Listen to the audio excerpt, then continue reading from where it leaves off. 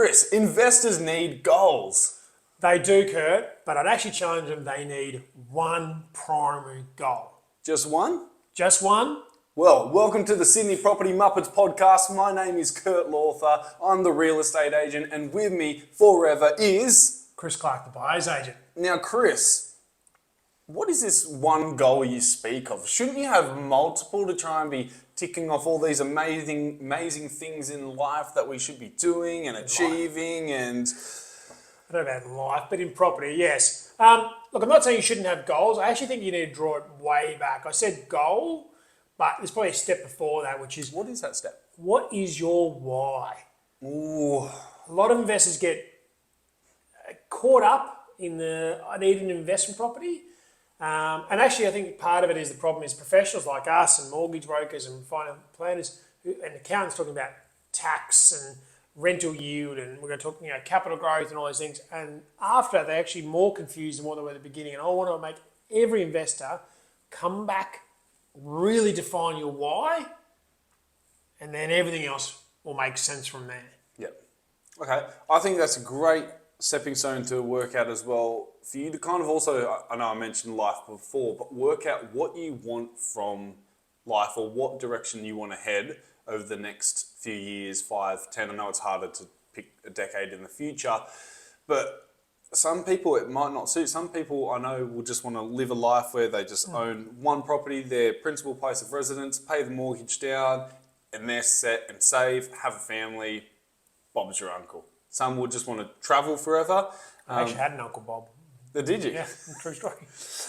Whereas some people do genuinely want to get into the investment space, but they just don't know how.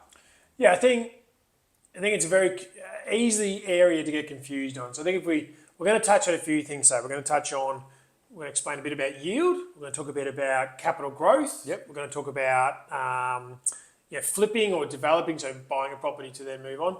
We're not really going to talk about tax depreciation and other things that can bolt on and schemes and grants. Yep. They're lovely. They take away from the why. Yeah. All I was going to say is on that tax depreciation, please be careful if someone is spruiking to you to get into property investment for tax depreciation. Calm down. Let the blood flow back. I know it's a bad hate of yours, and we'll do a whole episode on tax depreciation and where people get caught. I agree. So let's bring it back. Let's actually go through some of the mechanics as to what the things, the objectives, the goals. Yep. And then at the end of it, we're going to challenge our viewers to pick their why to match to that objective. So I think that's a great idea, Chris. All right. We're going to talk yield, rental yield or yield overall. I'm going to try and break it down quickly. You can Google this relatively fast, but effectively yield is how much rent you're going to get per week. Yep. Times the number of weeks in a year, which is 52. He doesn't miss a beat. Divided by the price you pay for the property. That doesn't include stamp duty and other things. It's just purely, it's not a perfect metric, but that usually gives you a percentage. We would say typically at the end, if you're calculating those numbers, it's 2% or less. It's bad. 3% or around that level, it's acceptable. And it's what it was, not that long ago in Sydney. These days you're expecting sort of 4 to 5%, which is good. 6 or 7, 8% is great, and 8, 9% is probably a commercial property, to be honest. More than likely. Fair? Yep. Or if you are at that 10%, that range, you're probably, the value of the property is not that high. Yeah. Yeah, and also if you buy a property, if you bought a property 10 years ago and the rental price has gone up, that calculation you're looking at is what you purchased for it 10 years ago. So the rental yield there is going to be exceptional. Yep. We don't take into consideration the property management cost, though you can, but it just gives you a simple number about what you're looking for in yield. Now, Kurt, next objective, so that's rental yield. Yep. Looking at having a high one of that could be an objective. Flipping or development, renovations, what are we looking at there? Basically, if you do want to do that flipping and development, I'm going to leave development out for a second because that's quite a... Okay, so let's go flipping, renovating. Flipping and renovating. Right. Basically, you buy a property for $500,000, you need to make sure you work out how much money you're going to spend on the renovation to the maximum potential return that you could receive. Yep. So just say the highest value in the street or property could sell for $800,000, and yours you bought has sold. You check the data and you It know has your sold number. for 500. No, thank you for correction. You bought for 500,000. You want to spend 50 to 100 grand on renovations. That leaves you $200,000 to potentially achieve. You do need to be careful though. Is the work you're doing, is it going to overcapitalize? Is it actually going to be useful? Is it going to go over time? There's stamp duty involved. There's other factors. The in-out cost. A lot of people don't realise this about the in-out cost. Okay, just say you didn't pay any stamp duty on the 500,000. You spend 100,000 renovating. You're now paying $600,000. You've got 200,000. You think, but then to sell your property will cost maybe 15 to 20 grand in agents' fees. Add an extra 30 grand on top, an extra 10 grand on top of that for marking, maybe 5 grand for styling, stamp duty. Some solicitor costs. Yep. If it is some type of an investment property, just say, then you're going to potentially be paying capital gains tax. Yep. So that money that you think you're going to have, you need to make sure you weigh up all the costs for the renovations, everything that's going to go into it, selling, lawyers, what we've just gone over, to work out what your potential and extra money you'll have from I think a scenario where you're buying for 500 and putting $100,000 in, you're going to want more than 800,000 back in return. Yes. Picking on your example there a little bit, my friend. Capital growth. Yeah, it's okay. We'll get some tissues for you. Capital growth. So capital growth, where you're looking at that asset's valued longer term. So most likely, typically you're looking at a longer term. Flipping, it's probably 1 year, 2 years, maybe maximum 3 years, and that's probably a bit far. So usually 1 to 2, if not even shorter. Capital growth is where you're buying the property. You might do some renovations to it, or you may not, but it's looking at that longer term. So you're looking at things like the suburb, the demographic, gentrification. Is there any government planning, development? Look at a thing like Brisbane, the Olympics a few years ago really skyrocketed the prices, had an impact on the price of property up there. So you're looking at that and you're really basing, okay, I'm going to sell this probably minimum, ideally 10 years, probably really ideally, you're going to be like 15 to 20 years time. So you're looking at other factors outside of the property itself. You've said this before, and I love this comment. 80% of the heavy listing of the sale of the price is done by the location.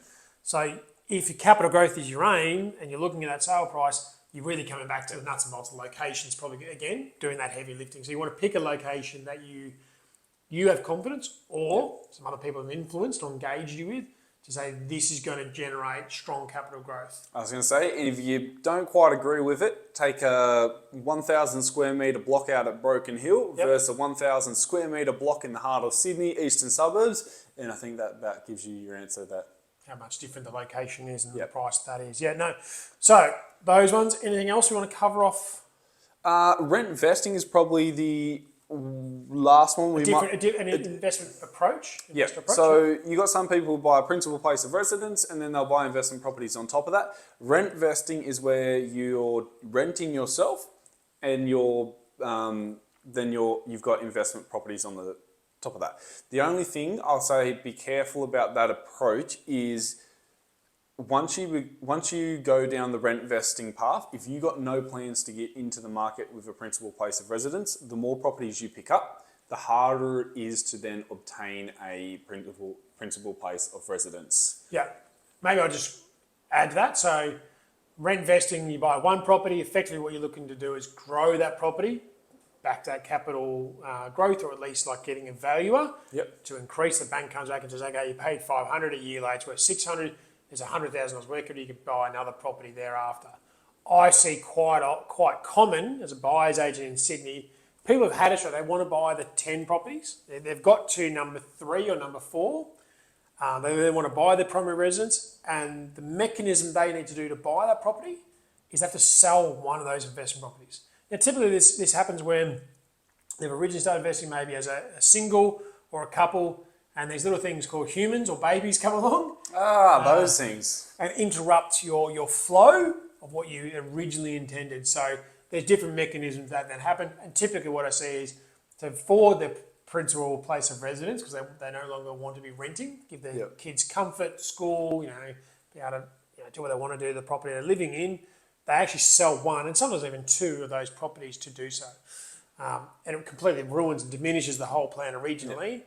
Is it that, like I go, well, if your plan was to have 10, you had 4, you sold 2 and you have 2, and your principal base, you're in a much better position than Yeah. 99% of Australians don't have two properties as an investment. So you're way ahead. Yeah. So I think to sum that up, I think there's a couple of options.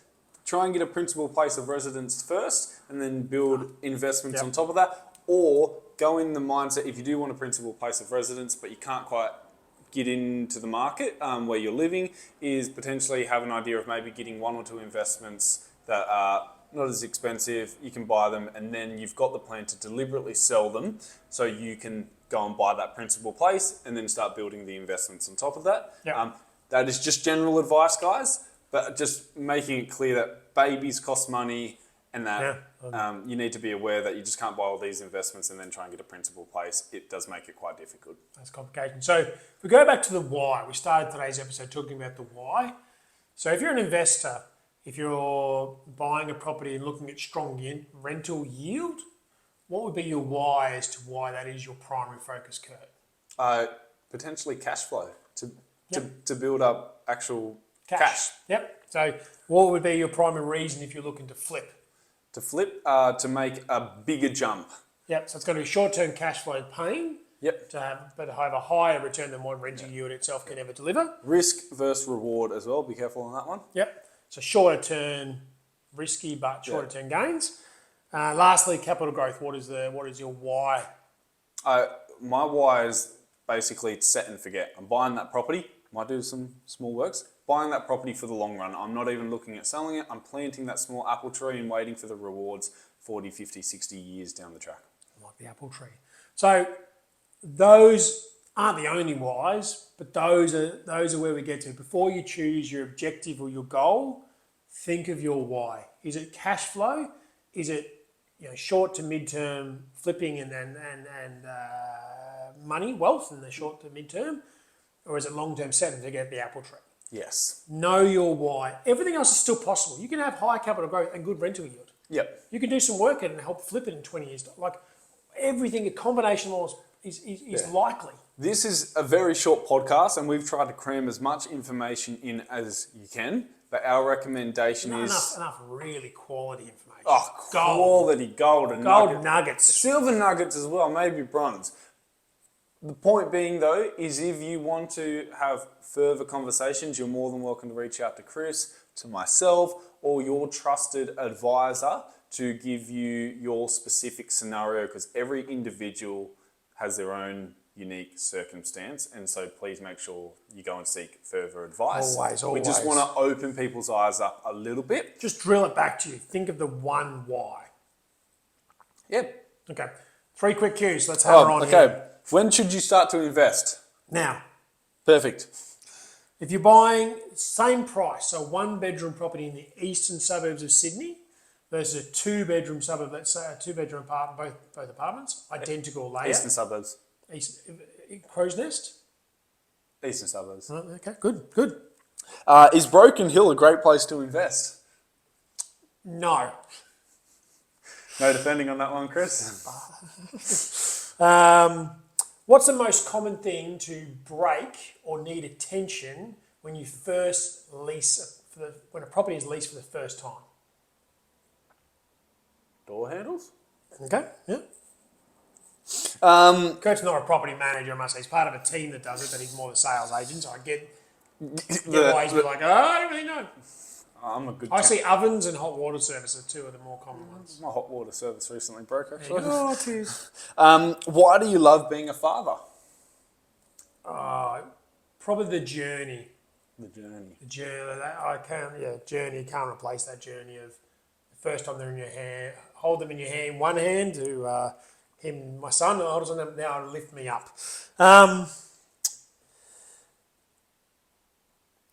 How am I? I'm trying to remember what is it. Chris is having a moment.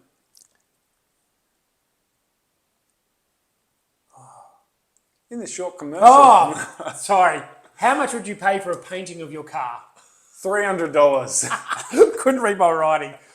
True story. Jesus Christ, man. I was like, what's happening in here? Sorry, I couldn't read my own writing. Well, been a pleasure. Yes, been an Thank you absolute for dropping pleasure. by. Guys, subscribe, follow, please share with just one person. Means the world to us. Just trying to make the world a little bit better. Know your why. Know your why.